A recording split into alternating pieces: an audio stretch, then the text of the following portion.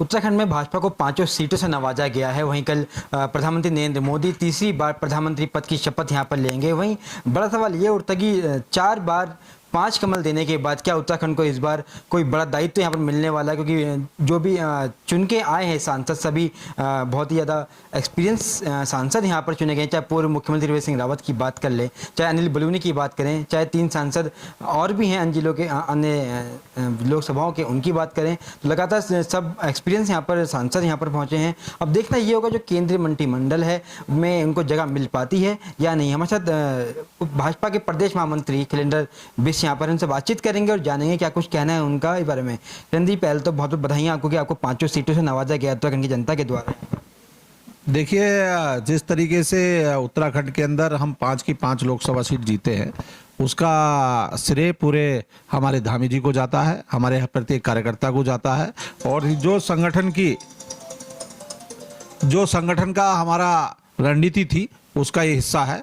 और ये तीसरी बार लगातार हम 5 लोकसभा सीट जीते हैं। सभी को पूरे प्रदेश के अंदर उत्साह का वातावरण है, उत्साह का माहौल है। और जहां तक केंद्र की बात है, केंद्र में ये केंद्र का विषय है कि कौन मंत्री बनेगा नहीं बनेगा, ये इसको केंद्रीय पार्लियामेंट्री बोर्ड और केंद्र का जो हमारा केंद्रीय संगठन है उसका विषय रहता है इसमें।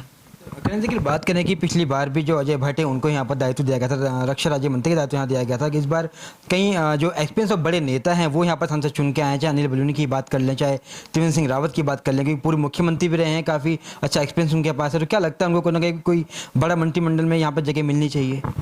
देखिए, जहाँ तक योग्यता की बात है तो हमारे 5 के 5 सांसद बहुत ही योग्य हैं। पहले भी हमारे अजय भट्ट जी और अजय टम्टा जी केंद्र में मंत्री रह चुके हैं और अभी अजय भट्ट जी वर्तमान में मंत्री हैं। अब ये अगला विषय तय होगा कि केंद्र में किसको दायित्व मिलता है, किसको नहीं मिलता है। ये केंद्र का ही विषय है, इसमें अभी कुछ भी कहना जल्दबाजी होगी। खिलेंद्र जी की बात करें, कहीं ना कहीं जो भाजपा का जो मत प्रतिशत वह घटा भी है।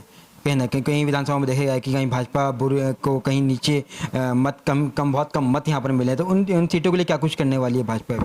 देखिए, ऐसा नहीं है कि मत कम हुआ है, मत का पोलिंग कम हुआ है, ये अलग बात है। लेकिन जहां तक परसेंटेज की बात है तो जो पोलिंग का परसेंटेज है भारतीय जनता पार्टी को, कुछ विधानसभाओं में 70%, 80% तक पोलिंग मिला, वोट मिला है। ये छोटी बात नहीं है। अभी हम नैनीताल लोकसभा की बात करें तो नैनीताल लोकसभा में 14 लोकसभा सीटें हैं, उसमें जो है एक विधानसभा हम 3000 मात्र से हारे हैं। ऐसी हमारी टिहरी की बात करें, टिहरी में हम 3 विधानसभाओं में हम थोड़ा पीछे रहे हैं। लेकिन बाकी जो हमारी अगर 11 विधानसभाएं हैं टिहरी लोकसभा, उनमें आगे रहे। पौड़ी में हम प्रत्येक लोकसभा जीते हैं। उस तरीके से हम ये कह सकते हैं कि वोट और परसेंटेज तो हमें भारतीय जनता पार्टी का कम नहीं हुआ, वोटों परसेंटेज बढ़ा है। उसके साथ साथ भारतीय जनता पार्टी निश्चित रूप से कार्यकर्ताओं की पार्टी है, कार्यकर्ता बेस पार्टी है, हमेशा काम करने वाली पार्टी है, 24 घंटे चुनाव के लिए तैयार रहने वाली पार्टी है। तो इस भारतीय जनता पार्टी का ये जो आज मैंडेट मिला है 5 सीटों का, उसका परिणाम है। खिलेंद्र की बात करें, जो कांग्रेस के नेता भाजपा में आए थे, कहीं देखा गया है कि जो उनके क्षेत्र हैं वहीं से जो भाजपा को कम वोट पड़े, कहने लगता नहीं है कि जो दूसरी पार्टी को जो नेता बीजेपी में आए थे, कहने वो बीजेपी को कहने खोखला करने का काम कर रहे हैं आगे भी।